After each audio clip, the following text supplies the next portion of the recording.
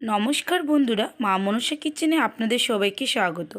আমি টিনা, সকলকে ওয়েলকাম জানিয়ে শুরু করছি আজকের এই ভিডিওটি শুরু করার আগে যারা যারা আমার ইউটিউব চ্যানেল এবং আমার ফেসবুক পেজ ফলো এবং সাবস্ক্রাইব করে নিন, তারা ফলো এবং সাবস্ক্রাইব করে নেবেন। ইউটিউবের পাশে থাকা বেল আইকনটি ক্লিক করে নেবেন। আগে যে ভিডিওগুলি আপলোড করবো সর্বপ্রথমে আপনাদের কাছে নোটিফিকেশন চলে যাবে। আর যারা অলরেডি আমার ফেসবুক এবং আমার ইউটিউব চ্যানেল ফলো এবং সাবস্ক্রাইব করে নিয়েছেন তাকে অসংখ্য ধন্যবাদ। এইভাবে আমাকে সাপোর্ট করো, আপনাদের ফ্রেন্ড ফ্যামিলি মেম্বারের সাথে শেয়ার করো। বন্ধুরা, আজকে আমি দারুণ একটি মাখা রেসিপি নিয়ে এসেছি। চটপট আর কয়েক মিনিটে কিন্তু দারুণ একটি চিংড়ি মাছ দিয়ে মাখা রেসিপি তৈরি করে নিলাম।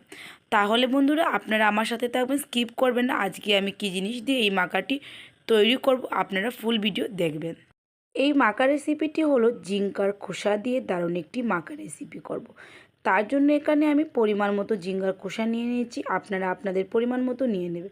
সর্বপ্রথমে ভালো করে জিঙ্গার খোসাগুলি ধুয়ে একটি সসপ্যানে ভালো করে সিদ্ধ করে নেব।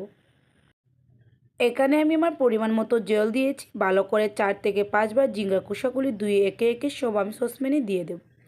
গ্যাসের আঁচটি লো টু মিডিয়াম ফ্লেমে রাখবো আর ভালো করে এই জিঙ্গার খোসাটি সিদ্ধ করে নিয়ে নেব। সর্বপ্রথমে কী করব, এখানে একটি ঢাকা দিয়ে দেব। আর এই রেসিপিটি তৈরি করার জন্য এখানে উপকরণ নিয়েছি পরিমাণ মতো লবণ, হলুদ আর কালো জিরা। আর নিয়েছি এখানে চিংড়ি মাছ। আপনারা চিংড়ি মাছ দিতে পারেন অথবা না দিতে পারেন, তবে এই মাখাতে কিন্তু চিংড়ি মাছ দিলে খেতে কিন্তু অসাধারণ লাগে। আর নিয়েছি এখানে আমি ধনিয়ার পাতা, 4-5 কোয়া রসুন, কাঁচা লঙ্কা। ভালো করে আমি চিংড়িগুলি ধুয়ে একটি প্লেটে নিয়ে নেব। প্রায় আধা ঘন্টার মতো লেগেছে আমার এই জিঙ্গার খোসাগুলি সিদ্ধ করতে। দেখতে পাচ্ছেন কিভাবে জিঙ্গার খোসাগুলি আমি ভালো করে সিদ্ধ করে নিয়ে নিয়েছি। এখন আমি কি করব, একটি গ্রাইন্ডারে ভালো করে এই জিঙ্গার খোসাগুলি গ্রাইন্ড করে নিয়ে নেব। সর্বপ্রথমে এখানে দিয়ে দিলাম ধনিয়া এবং কাঁচা লঙ্কা, তারপরে দিয়ে দেব রসুনের কোয়া। রসুনের কোয়া আপনারা আপনাদের পরিমাণ মতো নেবেন, এখানে আমি আমার পরিমাণ মতো নিয়েছি। তারপরে ঢাকা দিয়ে আমি এই জিঙ্গার খোসাগুলি পেস্ট বানিয়ে নিয়ে নেব। আপনারা দেখতে পারবেন আমি এই জিঙ্গার খোসাগুলি ভালো করে পেস্ট বানিয়ে নিয়ে নিয়েছি। দেখেন একদম এইভাবে কিন্তু পেস্ট বানিয়ে নিয়ে নিয়েছি। এখন আমি এই জিঙ্গার খোসাটি রান্না করব। সর্বপ্রথমে একটি গ্যাস ধরে কড়াইতে পরিমাণ মতো তেল দিয়ে দিলাম। এখন আমি ভালো করে চিংড়ি মাছগুলি ফ্রাই করে নেব।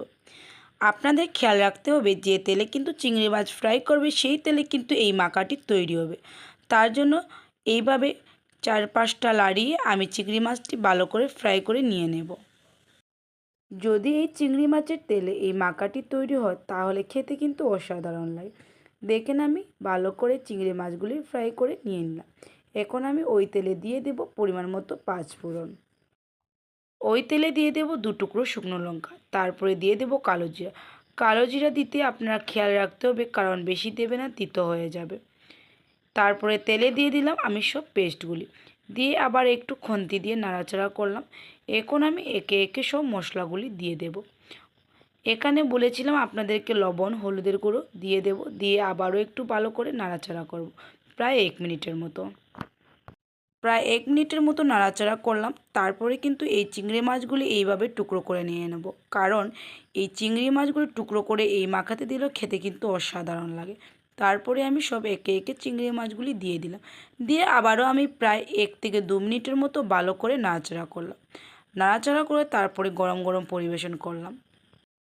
তৈরি করে নিয়ে নিলাম জিঙ্গার কষা দিয়ে আর চিংড়ি মাছ দিয়ে দারুণ একটি মাখা রেসিপি।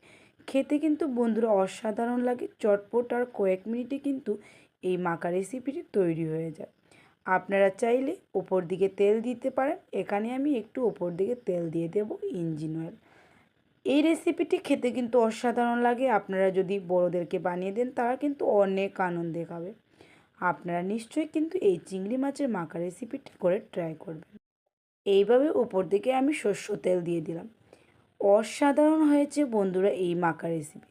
তাহলে দেরি কিসের, চটপট এই মাখা রেসিপিটি তৈরি করে নেন আর আমাকে কমেন্ট করে বলবেন যে এই রেসিপি আপনাদের সাথে কীরকম লাগে। ততক্ষণের জন্য ভালো থাকো, সুস্থ থাকো অ্যান্ড সেফ থাকো। আবার আসবো নতুন একটি রেসিপি।